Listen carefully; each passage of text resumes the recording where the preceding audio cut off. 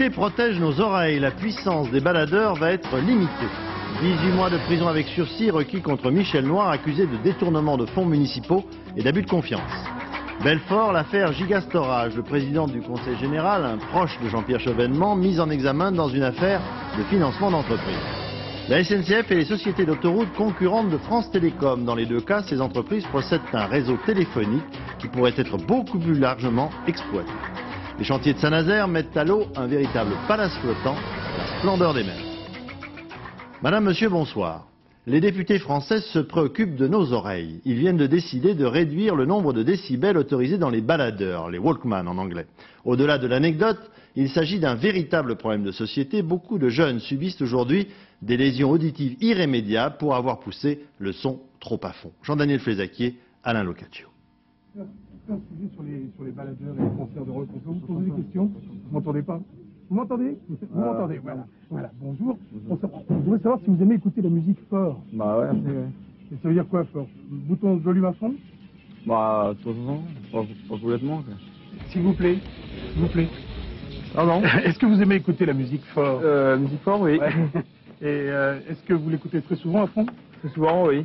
Et beaucoup. Pourquoi vous préférez? Bah je préfère parce que je me sens comme dans les concerts. Les accros de la musique à tue-tête risquent fort d'être dépités. Les députés ont en effet décidé que désormais ce serait 100 décibels et pas un de plus pour les baladeurs. Jusqu'à présent, tout était à peu près permis. Et en outre, une étiquette précisera que l'abus de ce plaisir musical solitaire peut entraîner une surdité. Le but, c'est simplement de leur expliquer qu'on peut très bien entendre une musique de façon tout à fait convenable à 100 décibels sans pour autant devenir sourd. 100 décibels, c'est le bruit d'une mobilette à pot d'échappement libre. C'est considérable, c'est un marteau-piqueur. Mais le vrai danger, ce ne sont pas les baladeurs, ce sont les concerts de house, de techno et de rock, où les fréquences utilisées vont entre 6 et 16 kHz, les plus toxiques pour les cellules du nerf auditif. Le fait d'aller plus de 2 fois par mois au concert de rock montre un risque tout à fait considérable qui est de l'ordre de 5 à 10 décibels de perte d'audition définitive chez des gens qui ont moins de 30 ans. L'urgence, c'est donc d'informer et de sensibiliser les jeunes et surtout les professionnels, et le faire vite et bien pour que tout cela ne tombe pas dans l'oreille d'un sourd. On ne saura pas si Michel Noir n'en a pas cru ses oreilles. En tout cas, il a entendu ce matin le procureur de la République de Lyon réclamer contre lui 18 mois de prison avec sursis et 150 000 francs d'amende pour abus de confiance et détournement de subventions municipales. Didier Guyot, Philippe Évêque. Lors de son réquisitoire, c'est une leçon de droit que le procureur a voulu donner. Se référant aux multiples associations dévouées à Michel Noir, il a mis l'accent sur les importantes sommes d'argent qui passaient d'une association à l'autre sans la moindre contrepartie apparente. Les subventions municipales ont été votées pendant 4 ans pour le fonctionnement des groupes politiques. Or, constate le procureur, le grand bénéficiaire de tout cela n'est pas un groupe, mais Michel Noir. Pour le ministère public, les subventions ont donc été détournées de leur objet. Le parquet commet une illégalité majeure, une violation de la Constitution lorsqu'il poursuit les groupements politiques dans l'usage qu'ils ont fait des aides publiques reçues. C'est un procès strictement politique en cela. C'est là le cœur même du système de défense de l'ancien maire de Lyon. Selon lui, les associations politiques sont libres de faire ce qu'elles veulent avec les subventions qu'elles reçoivent. Les magistrats français n'ont pas à s'en préoccuper. Et si les associations ont aidé Michel Noir, c'est de toute façon avec l'accord de tous leurs adhérents. Que l'on ne vienne plus parler de fonds publics détournés. Vous savez que c'est vrai, c'est faux et que tout a été remboursé. Que l'on ne vienne plus parler d'abus de confiance, puisque si bien les fonds ont été utilisés conformément au statut des associations et au but de ces associations, bien, alors où est le procès? Le ministère public a requis 18 mois de prison avec sursis et 150 000 francs d'amende à l'encontre de Michel Noir. Le jugement a été mis en délibéré.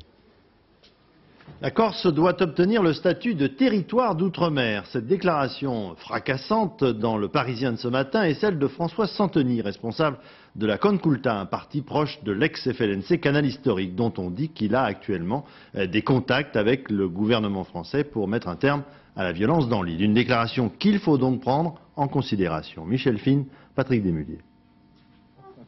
De tous les dirigeants nationalistes corses, l'un des plus redoutés est sans doute François Santoni. Secrétaire national de la Concolta, vitrine légale du FLNC Canal Historique, il représente la branche dure du mouvement nationaliste. Il y a quelques mois, c'est lui qui renouait les contacts avec des émissaires du gouvernement en vue de négociations. Ses revendications, le statut de territoire d'outre-mer pour la Corse. Ce que nous demandons aujourd'hui, c'est un statut d'autonomie qui permette la reconnaissance du peuple corse et qui permette aussi à ceux qui combattent pour la souveraineté nationale de pouvoir, à travers les institutions, poursuivre leur lutte d'une manière démocratique, sans avoir recours à la lutte armée.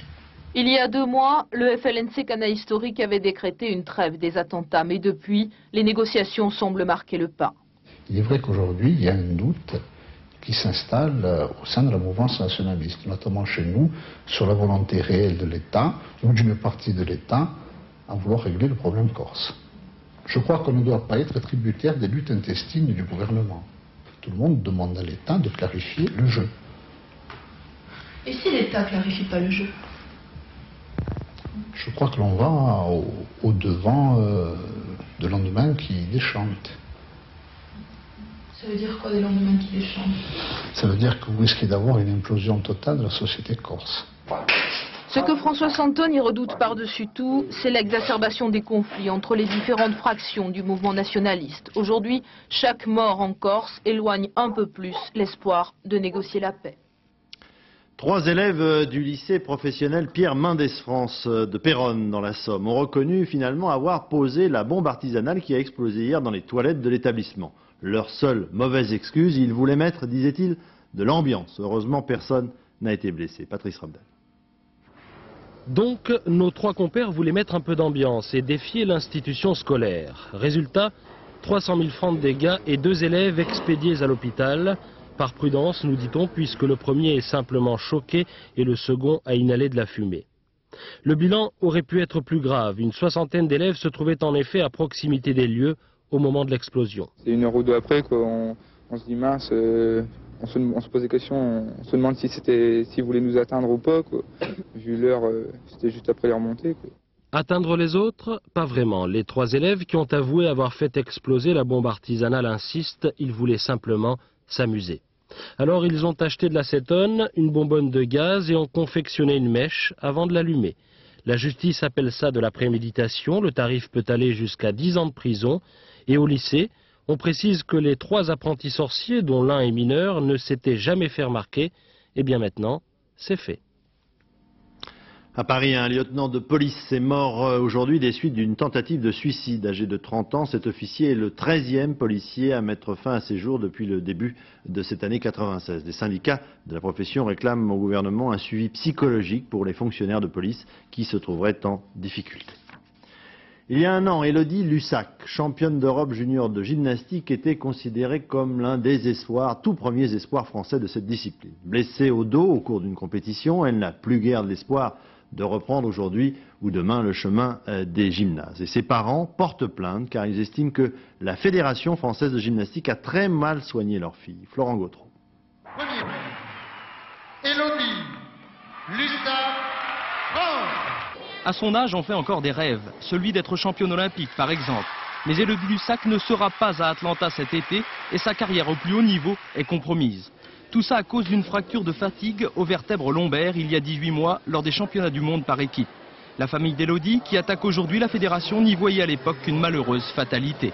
Si on veut un jour être international, faire des bons résultats, je pense que l'entraînement de 30 heures est nécessaire. C'est évident. Donc il faut s'attendre à des accidents? Ben oui, sûrement, oui. Francis Lussac était l'entraîneur et le conseiller de sa fille. Il connaissait parfaitement les cadences infernales du centre d'entraînement de Saint-Gimier, près de Marseille. Un régime alimentaire draconien et 30 heures d'exercice par semaine. On appelle ça la méthode chinoise, nécessaire pour être parmi les meilleurs, mais exigeante pour un corps d'enfant. Ils voudraient que leur enfant réussisse. Et quelquefois, c'est à eux que nous avons affaire et nous devons leur expliquer sur un plan médical, mais sur un plan moral et éthique également, qu'il ne faut pas aller trop loin parce qu'il y a un certain nombre de réserves sur ce plan justement médical, moral et éthique. Et la gymnastique n'a pas le monopole des parents tyranniques. Poussée par son père Stefano, l'américaine Jennifer Capriati, demi-finaliste à Roland-Garros à 14 ans, a craqué et n'a pas joué pendant 2 ans. Surya Bonali, couvée par sa mère Suzanne, s'en sort mieux, 5 titres de championne d'Europe. Aujourd'hui, Elodie ne pense plus à la gymnastique, mais à sa nouvelle vie, celle d'une lycéenne de 16 ans. Le Premier ministre anglais, M. John Major, et le leader de l'opposition travailliste, M. Tony Blair, sont allés ensemble, ici John Major et son épouse, déposer une gerbe devant l'école où sont morts en Écosse avant-hier 16 enfants et 2 enseignants. Le Premier ministre s'est recueilli quelques instants devant l'établissement scolaire. La reine Elisabeth devrait également faire le voyage dimanche en Écosse. En France, le 15 mars, c'est-à-dire aujourd'hui, correspond à la reprise des autorisations d'expulsion. En 1995, près de 150 000 demandes d'expulsion ont été enregistrées, mais en définitive, 5 000 seulement ont eu lieu effectivement. La situation économique explique une augmentation constante de ces expulsions, le plus souvent pour non-paiement du loyer, mais aussi parfois pour permettre aux propriétaires de récupérer à leur profit leur logement. Sébastien Vibert, Frédéric Bonnet. Là, c'est le salon. Enfin, la journée, les 34 mètres carrés de cet appartement parisien semblent bien exigus pour Jamila, son mari et ses 5 enfants. Exigus, mais précieux, car cette famille est frappée d'un arrêté d'expulsion depuis 1993. Ce n'est pas une question de loyer, Jamila le paye régulièrement. Mais le propriétaire a souhaité simplement récupérer son appartement pour y loger son fils. Depuis 3 ans, l'expulsion a été sans cesse différée. Et malgré ces démarches, Jamila, qui ne veut pas quitter Paris, n'a rien trouvé. J'ai 5 enfants, c'est ce qu'ils disent dans les demandes de logement. Hein. Famille nombreuse, sans prioritaire. Les gens de bonne foi, j'estime que je le suis. Alors je comprends pas que je sois restée en plan comme ça. Jamila a contacté la mairie de Paris, la préfecture, l'office HLM, rencontré les élus, en vain. Perdue dans ce dédale administratif, elle s'est tournée vers les associations, qui jusqu'à aujourd'hui n'ont pas trouvé non plus de solution. Le risque, c'est l'expulsion. Donc, à partir de l'expulsion, prise en charge éventuellement par la mairie de Paris d'un hébergement à l'hôtel, ce qui va coûter une fortune à la ville, je veux dire. Non, mais j'entends bien, mais c'est ça ou c'est la rue. Jamila travaille à mi-temps, son mari est au chômage. Ils perçoivent tous les deux trop de revenus, 7 000 francs par mois environ, pour être considérés comme prioritaires par les organismes publics. Mais ils ne gagnent pas assez pour se loger dans le privé. Jamila attend l'huissier d'un jour à l'autre. Le tribunal de Lyon vient de décider que son jugement dans l'affaire Michel Noir serait rendu le 10 mai prochain. Un chauffeur routier de Nancy licencié de manière abusive d'après la décision du tribunal des prud'hommes pour cause de séropositivité. La justice n'a pas cru à l'argumentation de licenciement économique développée par les avocats de l'entreprise, dans la mesure où celle-ci est en très bonne condition financière.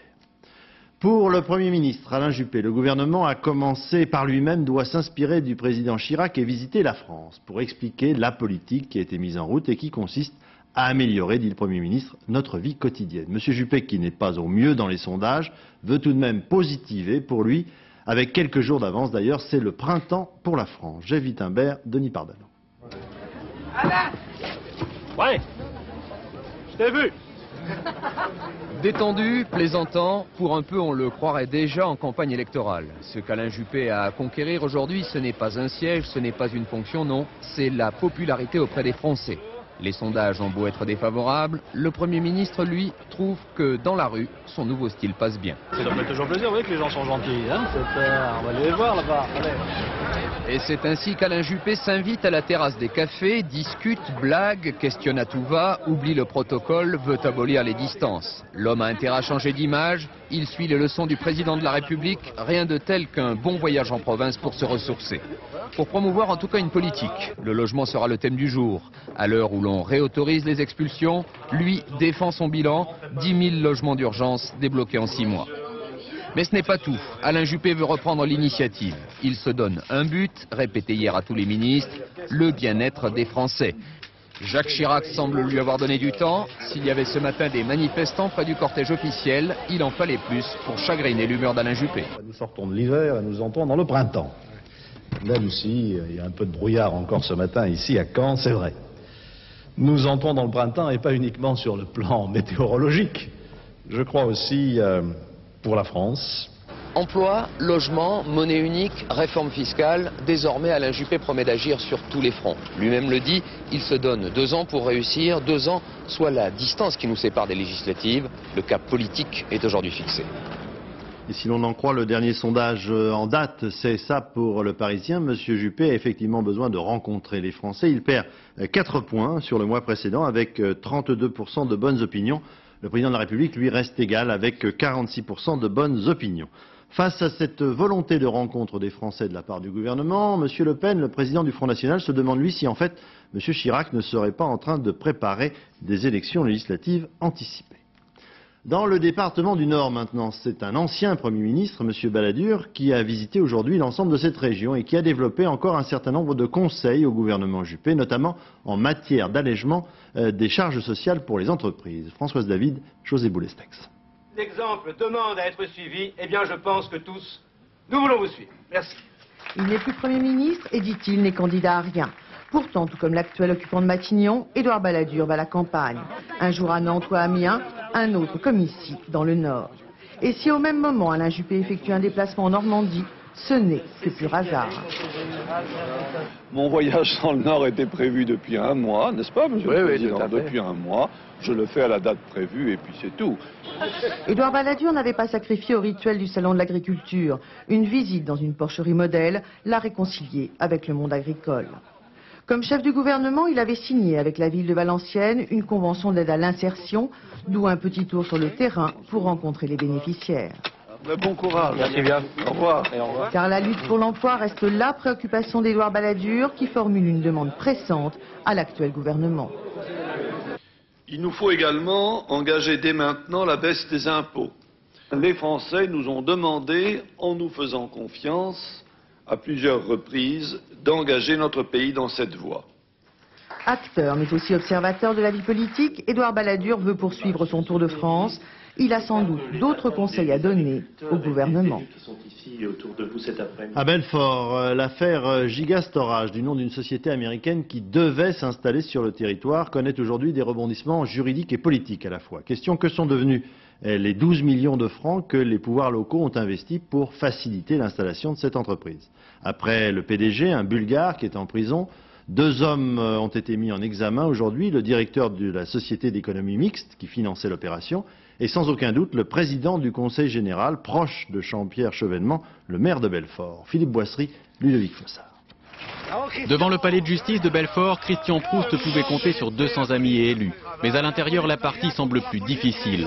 Après 48 heures de garde à vue, il a dû s'expliquer devant le juge d'instruction sur les subventions versées ou promises à la société Giga Storage pour qu'elle s'installe à Belfort. Christian Proust devrait être mis en examen, comme l'a été en début d'après-midi le directeur de la société d'économie mixte finançant les travaux, ce pour escroquerie.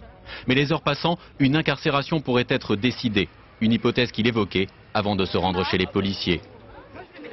Si la justice peut mettre en examen, incarcérer des PDG, des directeurs d'agences de développement, voire des élus, sans aucun élément sérieux, avec un dossier complètement vide, c'est pour la France et pour notre pays une très mauvaise chose. Malgré ses déboires, Christian Proust n'aura pas manqué de soutien. Dès hier, Jean-Pierre Chevènement, député maire de Belfort, évoquait des arrière-pensées politiques. Ce matin, surprise à la une d'un quotidien franc-comtois, c'est le procureur général de la cour d'appel de Besançon, supérieur hiérarchique des magistrats de Belfort, qui dénonce une instruction scandaleuse car usant de l'incarcération pour les mises en examen. Moi je dis qu'on n'a pas procédé correctement. Moi c'est mon point de vue et tant pis si c'est un peu au-delà de ce que commanderait l'obligation de réserve, mais je le dis. Un Marc Dreyfus qui s'affiche tout aussi tranquillement membre du mouvement des citoyens de Jean-Pierre Chevènement. Des prises de position jugées choquantes par le garde des Sceaux qui a réclamé des explications. Pour l'instant, donc, le président du Conseil général est toujours entendu et sa mise en examen n'a toujours pas été annoncée. La tension des grèves de décembre est quelque peu redescendue. Syndicats et patronats se sont donc retrouvés aujourd'hui pour la première fois pour évoquer les moyens de lutte contre le chômage, à commencer par la durée du temps de travail. Agnès Molinier, Franck Brisset. Atmosphère détendue, même si Nicole Notat est restée sur ses gardes. Oui, parce que je vais prendre le cob à la figure, je vais sortir avec un bleu pour faire crois que c'est Gandois qui me l'a fait. Je suis sûre que vous auriez pensé que ça aurait pu être Blondel. Et oui, les différends entre syndicats lors des grèves de décembre ne sont pas complètement effacés. Mais la rencontre d'aujourd'hui a permis de renouer le dialogue entre les salariés et les patrons. Seule avancée concrète, ils ont approfondi un accord signé en septembre, des pré-retraites progressives compensées par l'embauche d'un jeune. Voilà des mesures pour les jeunes, voilà des mesures de réduction du temps de travail en fin de carrière qui sont tout bénéfice pour l'emploi. En revanche, le patronat ne veut toujours pas négocier la réduction du temps de travail. Le fait que ce soit une tendance inéluctable, non. Il n'y a qu'à voir l'Allemagne qui a progressé plus vite que nous dans ce domaine et qui maintenant revient en arrière. Sur la réduction de la durée du travail hebdomadaire, sans perte de salaire et sans augmentation de la charge de travail, le patronat reste sur la position qu'il observe d'ailleurs dans les branches, c'est le blocage. Je sors avec le sentiment que pour avoir satisfaction, il va falloir établir un rapport de force et que les patrons soient contraints effectivement à accepter la notion de réduction de la durée du travail. Mais c'est là où le bas blesse, car même si les leaders syndicaux ont aujourd'hui fêté leur retrouvaille, à la base dans les entreprises, le dialogue social est beaucoup plus difficile. France Télécom s'apprête à une concurrence internationale de plus en plus forte pour cause de déréglementation et de fin des monopoles. Mais le danger ne vient pas seulement de l'étranger. Les sociétés d'autoroutes françaises et la SNCF possèdent d'ores et déjà des réseaux téléphoniques qui ne sont que partiellement utilisés et qui vont être commercialisés d'ici à l'été prochain. Jean-Paul Chapelle, Claude Sicard. Sous les rails, le téléphone. La SNCF est dotée d'un réseau câblé parallèle qui pourrait bientôt faire concurrence à France Télécom. Depuis 1945, le chemin de fer a mis en place son propre circuit de télécommunication pour assurer ses propres besoins. Et sur les nouvelles lignes, un réseau en fibre optique dont elle n'utilise que 10% des capacités. Dès l'été prochain, elle pourra sous-louer ses lignes à des opérateurs privés, un usage pour l'instant réservé aux entreprises pour leur transmission de données. Nous n'avons pas la prétention de devenir France Télécom, c'est clair, hein, mais prendre quelques pourcents, je dirais, d'un marché qui, dans quelques années, devrait représenter plus de 200 milliards en France, est un objectif qui nous paraît tout à fait accessible. La SNCF s'est alliée aux autres compagnies européennes pour proposer un réseau international. Et le financier George Soros a investi dans le projet. D'autres réseaux sont sur les rangs pour profiter de la libéralisation imposée par Bruxelles. Les autoroutes, par exemple. Elles aussi ont leurs câbles, leurs antennes et déjà leurs centraux téléphoniques. On ne pourra pas aller partout, mais on pourra permettre à un grand nombre de villes et villages le long de notre réseau autoroutier qui fait 1128 km dans le nord et l'est de la France, de pouvoir avoir accès à ces services de télécommunications avancés. Après les entreprises, ce sont les particuliers qui profiteront de la concurrence sur les télécommunications. Le 1er janvier 1998, toutes les compagnies de téléphone du monde pourront proposer leurs services en France. Et les réseaux télécoms existants leur offriront alors un véritable boulevard. Deuxième succès en quelques semaines pour la société Jacques Alstom. L'entreprise franco-britannique qui a été retenue pour la construction d'un TGV en Floride obtient aujourd'hui la commande ferme de 18 trains pour la ligne Washington-New York-Boston. 3 milliards de francs, c'est le montant du contrat. Pékin souffle le chaud et le froid face au gouvernement de Taïwan. Pékin annonce la fin de ses essais de missiles, mais déclare dans le même temps qu'elle procédera à de nouveaux exercices dès la semaine prochaine. Et pour appuyer leur dire, les Chinois laissent se diffuser les premières images de leurs manœuvres du début de cette semaine. François Cornet. À en croire Pékin, ces tirs de missiles sol-sol M9 depuis le continent chinois seraient les derniers d'une série qui a débuté le 8 mars dernier. Ces missiles sont tous retombés dans le détroit de Formose, au large de Taïwan. Principal objectif, intimider Taipei pour dissuader l'île nationaliste qualifiée de renégate de proclamer son indépendance avec l'élection présidentielle du 23 mars prochain. Dans cette crise, la Chine souffle en effet le chaud et le froid, en rassurant d'un côté les Américains, qui ont dépêché sur place une force aéronavale de 150 avions de combat et de 200 missiles de croisière Tomahawk, et de l'autre en annonçant une troisième série de manœuvres aéronavales près de Taïwan durant l'élection présidentielle. Pékin n'exclurait pas une opération militaire symbolique contre un des îlots que contrôle Taipei dans le détroit. Hier, le président taïwanais s'est livré à un geste de défi à l'endroit de Pékin en se rendant dans l'archipel des Pescadores. Ce défi et la force de l'US Navy dans la région suffiront-ils à décourager la Chine? En bref, encore en Israël, le gouvernement vient de décider de lever le blocus interdisant la circulation entre les localités des territoires autonomes palestiniens de Cisjordanie.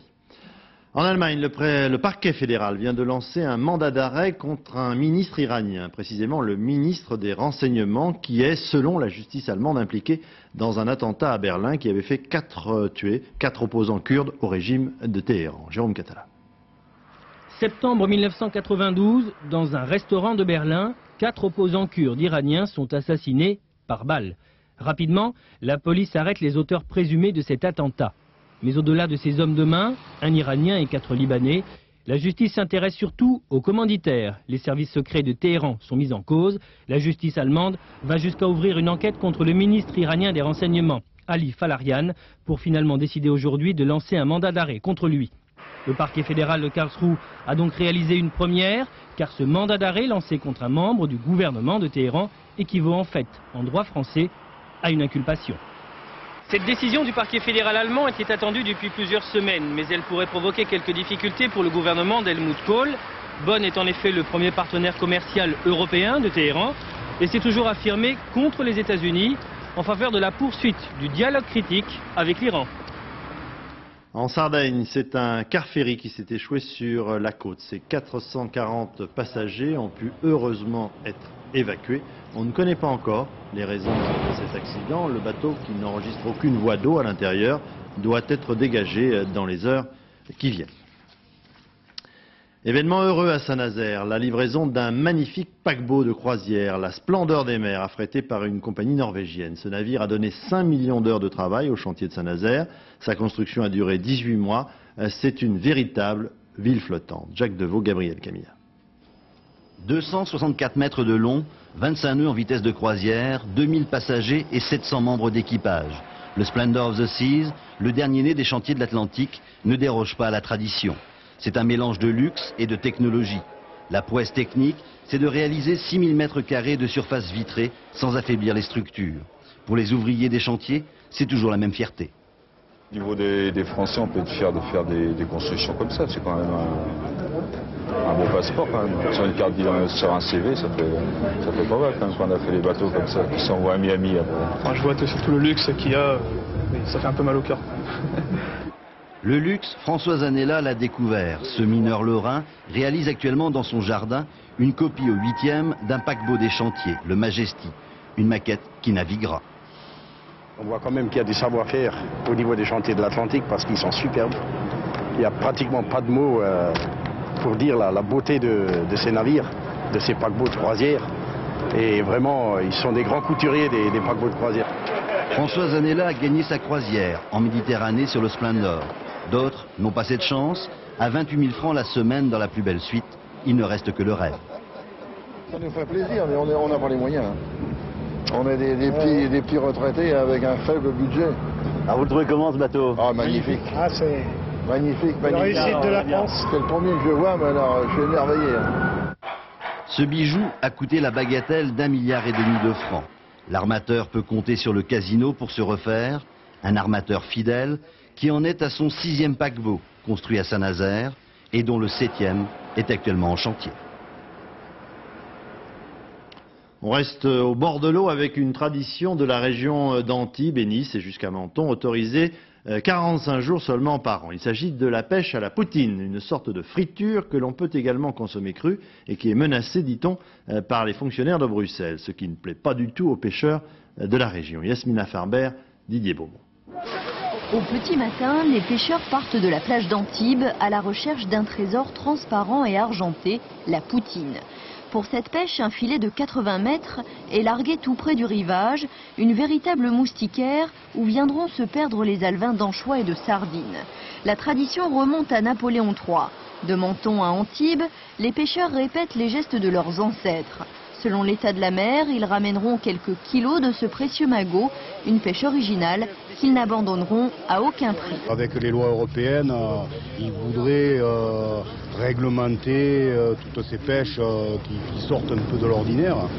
Mais moi je dis que pour la tradition, il faut quand même le garder.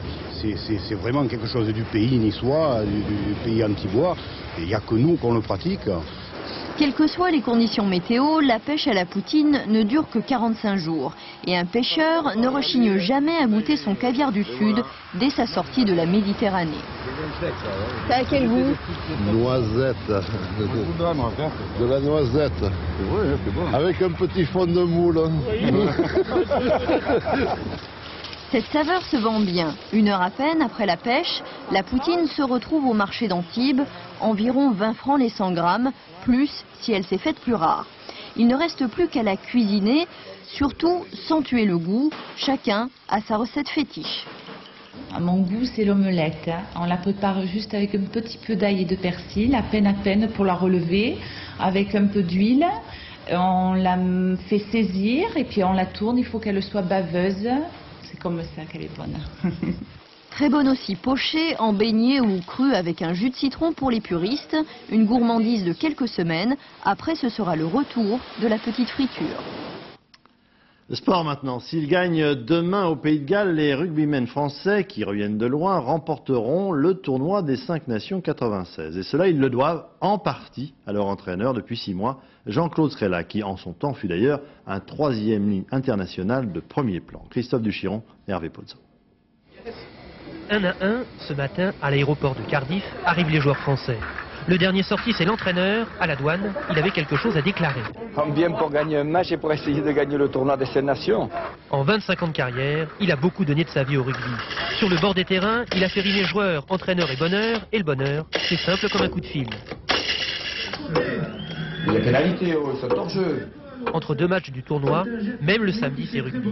Ce jour-là, pour Scrella, c'est rugby chez lui, à côté de Toulouse. Il regarde, analyse et décortique le jeu et les joueurs. Le dimanche aussi, c'est rugby. Et qui est encore là? C'est Scrella. Pour voir, il a des yeux. Et pour écouter les autres rencontres à la radio, une oreillette. 24 heures sur 24, au service du rugby, c'est Jean-Claude qui le dit.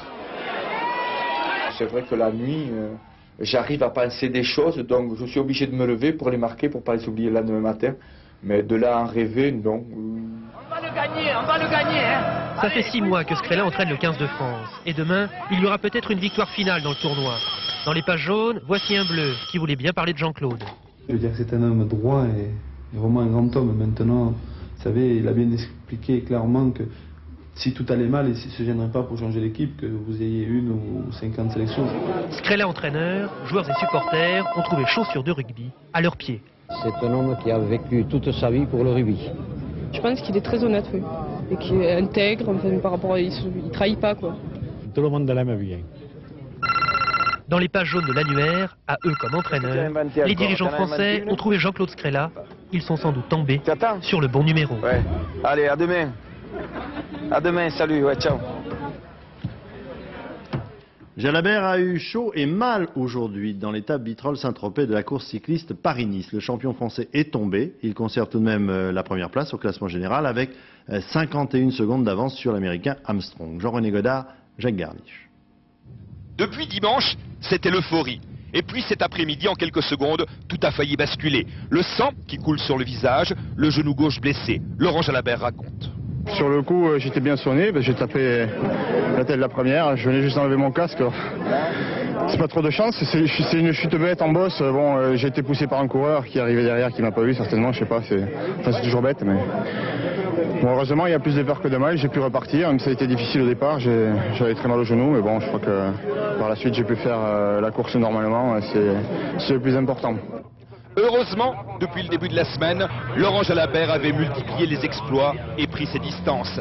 À Saint-Tropez, Jalabert et son maillot blanc ont terminé 5e de l'étape, gagnée par Tchmil. À 2 jours de Nice, ses blessures peuvent-elles tout remettre en cause? Il a eu beaucoup de mal à revenir dans le peloton, essentiellement à cause de son genou. On est un peu rassuré ce soir parce qu'on l'a vu terminer beaucoup plus fort qu'à l'occasion de cette reprise. C'est donc ces 2 blessures qui vont conditionner sa forme de demain matin. Au classement général, Jalabert a 51 secondes d'avance sur Armstrong, une 14 sur le blanc, une 25 sur Borman. Il reste 3 étapes. L'étape de demain, vous pourrez la suivre en direct sur France 2 à partir de 13h45. Pour la première fois depuis sa sortie de prison, le champion de boxe américain Mike Tyson va disputer un véritable combat pour le titre de champion du monde des poids lourds. En face de lui, le Britannique Bruno, champion en titre. François Brabant. Mike Tyson. Vu l'état dans lequel ça le met, Don King c'est sûr a un favori. Et c'est... Depuis sa sortie de prison, Tyson n'a fait que 2 combats pas trop sérieux. Cette fois c'est pour de vrai, ça tombe bien, il est prêt. Je suis plus féroce que jamais et j'attends le combat avec impatience pour en sortir champion du monde. C'est tout ce que j'ai à dire. Je suis là pour bosser et je suis prêt à y aller à fond. Là, l'enthousiasme de Don King retombe. Il faut dire que Frank Bruno, c'est l'anti-Tyson. Calme, posé et même poli. Mais ça ne l'empêche pas de s'énerver. La cote de Tyson, favori à 10 contre 1, ça l'énerve. La bourse de Tyson, 30 millions de dollars, 5 fois la sienne, ça l'énerve aussi. Il ne peut pas me battre cette fois. Il ne peut pas. Je refuse d'être battu. Il ne me fera pas mal. En 89, l'Américain n'avait mis que 5 reprises à éliminer l'Anglais. Mais depuis, Bruno est devenu champion du monde et Tyson a passé 3 ans de sa vie derrière les barreaux. Dimanche matin, ils se retrouveront pour, comme le dit Don King, le combat du siècle, un de plus. Elle était déjà comique, actrice, productrice, réalisatrice. Valérie Lemercier a décidé de devenir chanteuse. Elle sort son premier album, un CD qui a une certaine odeur puisqu'il s'appelle Goûte mes frites. Et pour assurer sa promotion, eh bien Valérie Lemercier ne fait confiance qu'à elle-même. Louis Carzou, Nathalie Gallet. Au printemps 96, les studios BMG, basés à Morangis dans l'Essonne, décidèrent de sortir le premier disque de l'actrice Valérie Lemercier. Comme en témoigne ce film d'époque, tout le monde allait se souvenir de cette date. Attendez, Madame Durand, je vous dis que le 15, c'est un vendredi. Pour ces 10 chansons écrites par l'interprète, l'on mobilisa les meilleurs, jusqu'à Virginia Wiener, la papesse du marketing chez BMG. Une grosse demande sur ce disque, on a fait un effort de marketing incroyable. L'inoubliable interprète du classique The Visitors prenait alors un nouveau pari, de quoi donner le tournis au service après-vente et précommande. Moi, Corinne, les galeries, c'est le 70 ou 79, excuse-moi. C'est le 70 ou 79, je sais plus. Dans les couloirs du studio, l'on multiplia les photocopies et les réunions pour ce qui allait devenir le célèbre standard « Goûte mes frites ». Très vite, une petite récapitulation de ce qu'on a vu ce matin.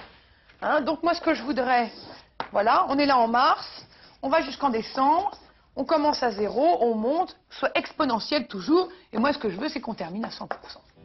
T'as rien mangé depuis jeudi, ce que t'as changé, ma petite brie-brie. Oublie-le vite, oublie ce type, viens, goûte mes frites. T'as vu ce veau, qu'est-ce qui t'a pris? Avec Véro, on te l'avait dit. Quelques jours avant la sortie de l'album, nous avions rencontré Valérie Lemercier dans sa retraite, près de Morangis dans l'Essonne. Premières impressions. C'est un disque d'été qu'on peut aussi écouter l'hiver. C'est-à-dire qu'on a fait un disque pour quelqu'un d'autre, et puis en faisant les voix témoins, les maquettes, on s'est dit qu'on pourrait peut-être les chanter nous-mêmes, enfin moi-même. On a sorti le disque maintenant, on a attendu, parce que c'est pas un disque de sketch, et c'est pas non plus, je ne chante pas ces chansons sur scène. C'est 2 choses différentes. Qu'est-ce que ça vous apporte de chanter? La gaieté. À la demande du public et des studios, l'artiste allait livrer bien d'autres albums et finalement quitter Morangis dans l'Essonne. Dans un instant, la météo, point route ensuite avec Valérie Maurice, 20h50, les 5 dernières minutes, 22h35, bouillon de culture, 23h40, Géopolis, Claude Sérillon, consacré à la pêche, 0h30, le journal de la nuit, Florence Daucher, demain 7h, thé ou café avec Catherine Sellac, invité Marina Vladi et Michel Lansdal. Demain, nous nous retrouvons à 13h. Je vous souhaite une excellente soirée sur notre chaîne. Bonsoir.